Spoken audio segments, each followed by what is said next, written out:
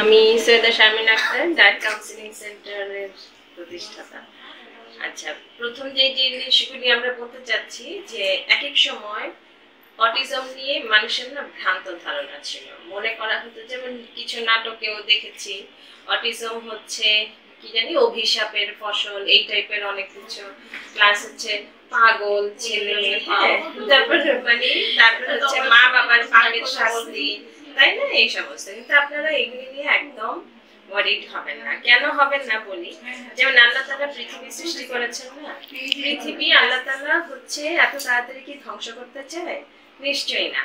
কি করছে দেখেন জিনিসটা, যে পৃথিবীর একটা ভারসাম্য রক্ষা করার বিষয় থাকে। অটিজম বাচ্চারা হচ্ছে সেই ধরনের একটা ভারসাম্যের সবচেয়ে বড় মাধ্যমটা হচ্ছে তারা। কারণ তারা দেখেন যে ওরা না খারাপ ওরা কিন্তু চেনে না, বোঝে না ওরা কিভাবে খারাপই করতে হয়, তাই না? ওরা হচ্ছে সবচেয়ে নিষ্পাপ, সবচেয়ে পবিত্র।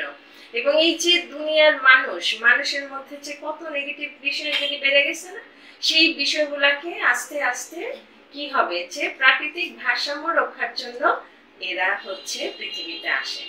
এবং আল্লাহ তাআলা তাদের উপরেই দেয় যারা এটা বহন করতে পারে। আপনারা আলহামদুলিল্লাহ, হ্যাঁ, এবং আলহামদুলিল্লাহ আপনারা মাশাআল্লাহ মানে এত বলবো যে এত ভালো আল্লাহর কাছে, যার জন্য আল্লাহ তো আপনার সাধ্যের অতিরিক্ত কখনো দিবেন না, তাই না? তো সেই জন্য আপনাদের কাছেই দিয়েছেন। এবং আমি মনে করি যে আপনাদের যত মারা আছেন, আমি তো মনে করি যে এই মাদের জীবনে যদি কোনো বিন্দু মাত্র যদি কোনো পাপ থেকে থাকে, সেটাও হচ্ছে আপনার বাচ্চাদের জন্য সেটা ধুয়ে যাবে। এবং এই ক্ষেত্রে যে জিনিসটা, যে আমাদের শুধু কিছু কিছু জিনিস একটু খেয়াল করার বিষয়, সেটা হচ্ছে যে খাবারের কথা যে আমরা বারবার বলছি না, খাবার মানে কি, যে ওদের হচ্ছে ব্রেনের কিছু অংশ আছে যেটা সারাক্ষণ অ্যাক্টিভ থাকে। এবং অ্যাক্টিভ থাকে মানে কি, ইরিটেশন হয়, ওকে ডিস্টার্ব করে। এবং এই ডিস্টার্বের কারণে ও রেস্ট নিতে পারে না। ও মানে ঘুমের ওই জায়গাটা যদি আস্তে করে নামে, তখন হচ্ছে মানুষ ঘুমায়। আমরা কি যে কোনো সময় ঘুমাতে পারি না? আমাদেরও ওই জায়গাটা যখন আস্তে করে একটুখানি থামবে, তখন হচ্ছে আমরা ঘুমাতে পারবো। এখন কি হচ্ছে জিনিসটা, ওদের কি হয়, ওদের হচ্ছে ওই জায়গাটা সারাক্ষণ হচ্ছে ইরিটেশন হতে থাকে। মানে আমাদের তাহলে করণীয় কি? আমাদের হচ্ছে ওর ওই যে যন্ত্রণাটা হচ্ছে, সেই যন্ত্রণাটা যেন ও ফিল না করে। ও তো আর বলতে পারছে না ওর যে ভিতরে কি যন্ত্রণা হচ্ছে, ও কিন্তু আমাদের মধ্যে এক্সপ্রেস করতে পারে না, কিন্তু আমরা বাইরে থেকে সেই জিনিসটা বুঝে নিতে হবে। এখন ওই জায়গাটা বুঝতে গেলে আমাদের কি কি জিনিস করতে হবে, যেমন ব্রেনের কোনো অংশ যখন এইভাবে ওদেরকে ডিস্টার্ব করতে থাকে, তখন না ও কনসেন্ট্রেট করবে না। আপনি ডাকছেন, ও রেসপন্স করবে না। আমরা যে এত আই কন্টাক্ট যেন ঠিক মতো করে, বাবা তোমাকে ডাকছি, সেটা যেন ও শোনে, আমি ওকে যেভাবে ট্রেন করছি ও যেন সেইভাবে ওই ট্রেনিংটা ও যেন নিতে পারে, সেটা যদি না হয় তাহলে তো আমরা এত কষ্ট করছি, কোনো লাভ হবে না।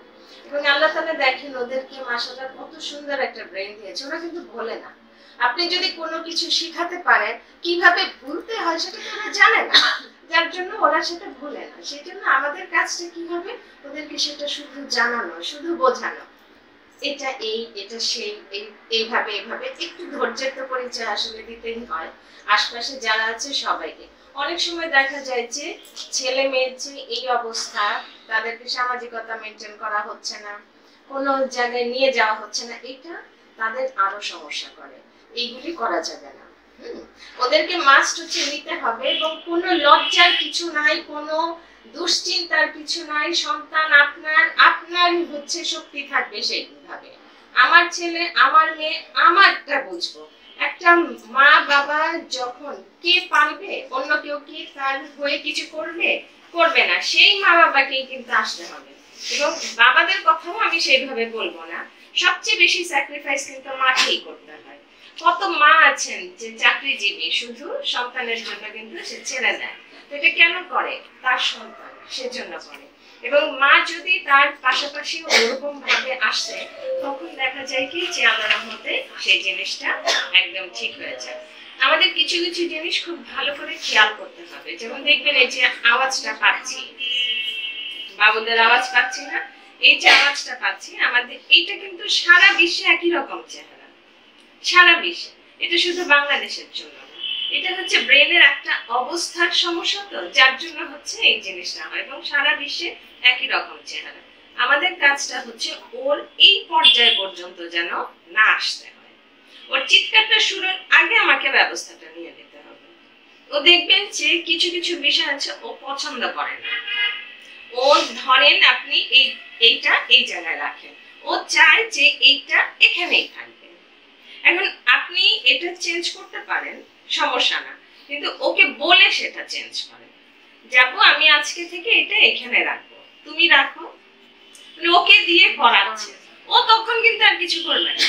ওর কি হয়, ওদের একটা নিজস্ব ভাষা আছে দেখবেন, যে ভাষাটা আমাদেরকে সবসময় বোঝাতে পারে না, এবং ও যখন বোঝাতে পারে না তখনই কিন্তু ওর মেজাজ খারাপ হয়, তখনই ওর মেজাজটা খারাপ হয়। এখন আমাদের কাজটা কি, যে ও শুধু ওর দিকে কেউ না কেউ সারাক্ষণ যেন খেয়াল করে।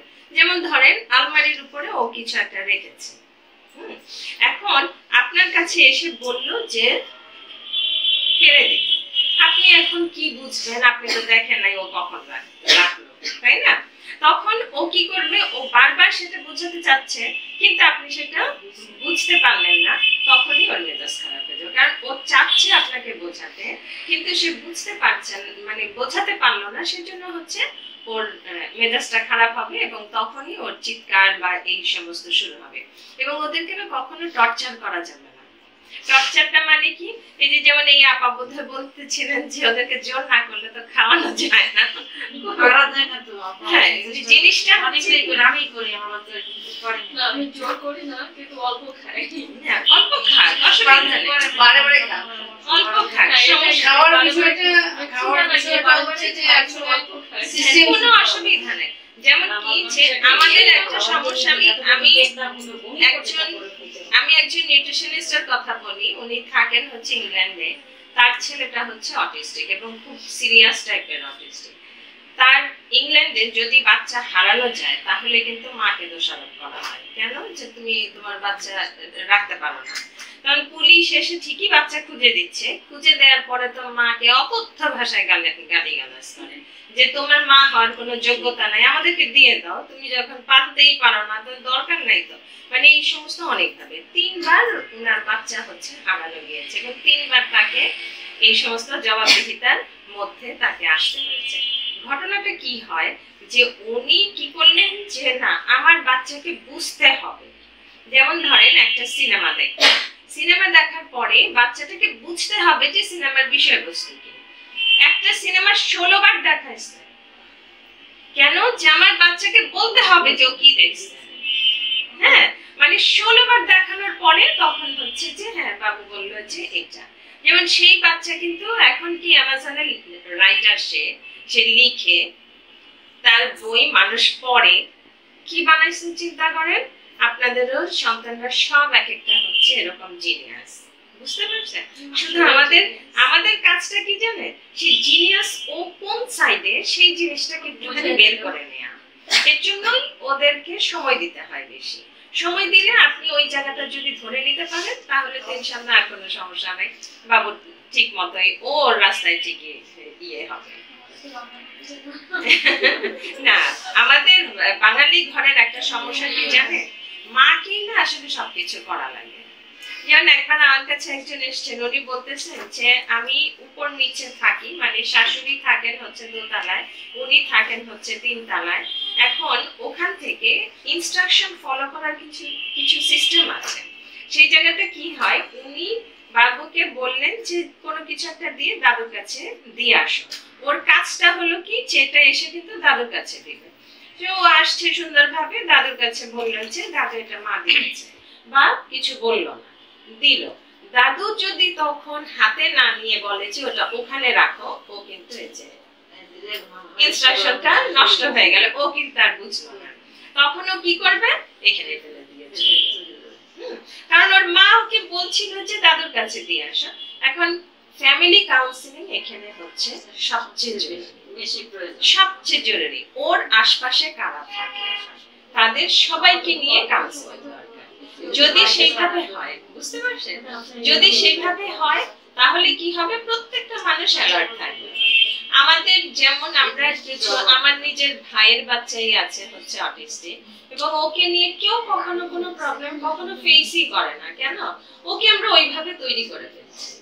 ওকে দেখলেও কেউ কখনো বুঝবে না। খুব ভালো করে যদি অবজার্ভ করে তাহলে হয়তো একটুখানি বুঝতে পারে, তাছাড়া কেউ বুঝবে না। ওর সমস্ত কিছু আমাদের মতো করে কথাবার্তা, সমস্ত কিছু। পানির পাশ দিয়ে যখন হাঁটে আমরা শুধু খেয়াল করি ওর হুট করে পানিতে নেমে যায় কিনা, স্বাভাবিক না, কিন্তু ওটা খেয়াল করতে হবে। বাট ওকে ছাড়তে হবে, নেচারের কাছাকাছি যেতে হবে। মানুষ নেচারের অংশ, এই কথাটা আমাদেরকে বুঝতে হবে। এবং সেই জন্য আমাদেরকে কি করতে হবে? ওই নেচারটাকে প্রাধান্য দিয়ে আমাদেরকে চলতে হবে। একটা ফুল বাবুকে দেখালাম যে আপু এই ফুলটার নাম হচ্ছে গোলাপ বা এটা রজনীগন্ধা, আপনি লাইভ দেখাবেন, ছবিতে না।